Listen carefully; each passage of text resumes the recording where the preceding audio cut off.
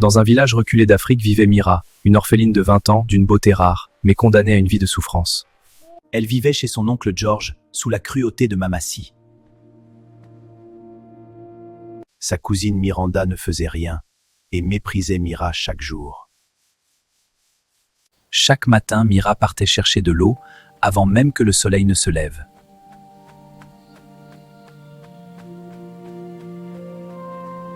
Elle faisait tout, nettoyer, cuisiner, laver, servir, sans jamais se reposer. Pendant ce temps, Miranda vivait comme une reine, sans lever le petit doigt. Après tout cela, Mira était envoyée au marché vendre des bananes pour survivre. Son corps était fatigué, mais son cœur refusait d'abandonner. Un jour, le destin entra dans le village sous la forme d'une voiture luxueuse. Cet homme s'appelait Mark, un milliardaire respecté. Ce jour-là, dans le tumulte du marché, un homme descendit d'une voiture luxueuse. Mais au milieu de la foule, son regard s'arrêta. Sur Mira, une simple vendeuse de bananes, mais dont la beauté et la dignité allaient bouleverser son destin. Depuis ce jour, Mark ne trouvait plus le repos, son esprit était hanté par Mira. Dans ce regard, quelque chose d'inexplicable venait de naître. Mira sentit ce regard et se retourna, troublée. Pour la première fois, quelqu'un la regardait avec douceur. Mais Mira ne comprenait pas ce qui lui arrivait. Mark n'arrivait plus à détourner les yeux. Même après être parti, il ne pensait qu'à elle. Décidé à la retrouver, Mark commença à interroger les habitants du village. « Je cherche une personne, l'avez-vous vue ? Qui cherchez-vous ? Décrivez-la. » Mais personne ne semblait savoir où elle vivait. « J'ai vraiment besoin d'aide. »« D'accord, je vais t'aider. » Et cet homme le conduisit vers l'endroit où vivait Mira. Mark entra dans la parcelle, la cour de Papa George. Mira n'était pas là, elle était encore au puits. « Bonjour Papa George. Je cherche votre fille Mira. Je l'ai rencontrée au marché. » Un silence étrange s'installa, comme si quelque chose allait se produire. Et soudain, Mira arriva, revenant du puits avec la bassine sur la tête. « C'est elle la fille que je cherche. » « Ce n'est pas ma fille, c'est une orpheline. »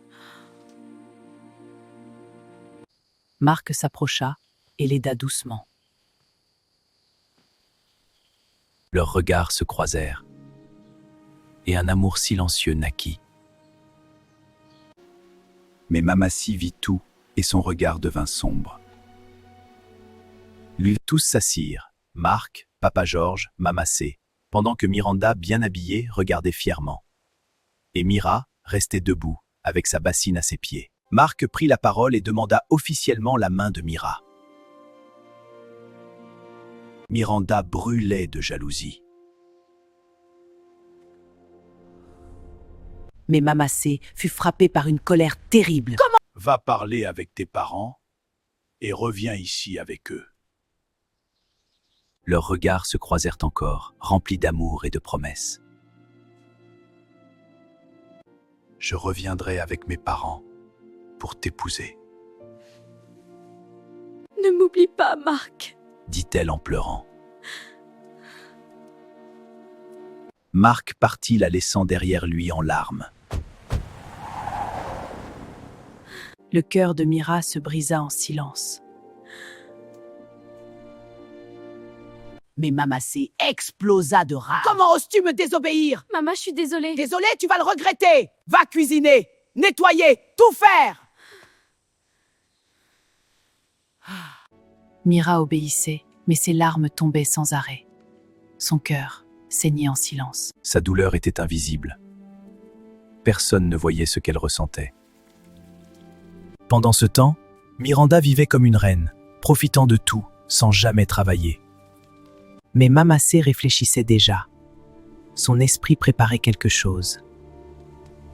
Une idée sombre naissait dans son esprit. Elle voulait empêcher ce mariage, coûte que coûte. Pendant ce temps, Marc retournait en ville. Il arriva chez ses parents, dans une immense villa. Papa, j'ai rencontré une femme au village. Tu veux épouser une fille du village? Et Amina alors? Tu épouseras Amina pour nos affaires. Non, je ne l'aime pas. Mon cœur appartient à Mira. Son père se leva brusquement, furieux, refusant d'écouter. Je refuse d'écouter tes excuses. Père, s'il te plaît. Sans un mot de plus, il quitta la pièce. Marc se tourna vers sa mère, le cœur rempli de douleur. Maman, s'il te plaît, je l'aime. D'accord. Emmène-moi la voir. Je veux rencontrer Mira. Oui. Dans la chambre, au cœur de la villa, la mère de Marc s'approcha de son mari, avec un regard rempli de souvenirs et de vérité. Quand tu m'as épousée, est-ce que j'étais riche?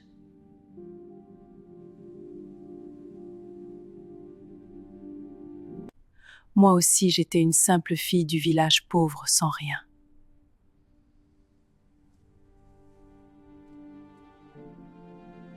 Mais tu t'es battue pour moi. Tu es venue chez mes parents, avec les tiens, pour m'épouser. Aujourd'hui, l'histoire se répète. Laissons notre fils épouser la femme qu'il aime. Ton fils a trouvé une femme qu'il aime vraiment. Donne-lui la même chance que tu t'es donnée à toi-même. Le jour arriva. Marc et sa mère prirent la route vers le village. Le cœur de Marc battait fort. Tout allait se jouer aujourd'hui. Pendant ce temps, Mira préparait la nourriture avec soin. Elle vérifiait tout. Elle voulait que tout soit parfait. Mais Mamassé entra avec une idée derrière la tête. Laisse-moi faire, je vais t'aider. Oui, Mamassé. Va me chercher de l'eau au puits maintenant. Mais maman, j'ai déjà puisé de l'eau ce matin. Je veux de l'eau fraîche. Va maintenant. Obéissante, Mira partit, le cœur inquiet. Et dès qu'elle fut seule, Mamassé passa à l'action. Il est temps. Elle prit une grande quantité de sel et le versa dans la nourriture. On verra si ce mariage va se faire. Mira revint sans se douter de rien. Elle entra, innocente. Elle servit la nourriture avec amour. Tout devait être parfait pour l'arrivée. Et enfin la voiture arriva. Nous sommes enfin arrivés. Oui, la communauté nous attend. Le moment tant attendu était arrivé. La voiture s'arrêta et la mère de Marc arriva enfin au village. Ils furent accueillis avec des sourires, mais remplis d'hypocrisie. Tous étaient assis autour de la table. Le silence était lourd. La discussion commença doucement. La mère de Marc observa Mira avec attention. Puis Mamassé donna un ordre froid et calculé. Mira se leva et servit avec respect. Le moment décisif arriva. La mère goûta. Soudain, elle cracha violemment la nourriture. C'est Qu'est-ce que vous m'avez donné à manger? Lève-toi, Marc! On s'en va d'ici immédiatement! Maman! Attends! Qu'est-ce qui se passe? Parlons d'abord. Mira s'effondra. Les larmes coulaient sans arrêt. Son cœur venait d'être brisé.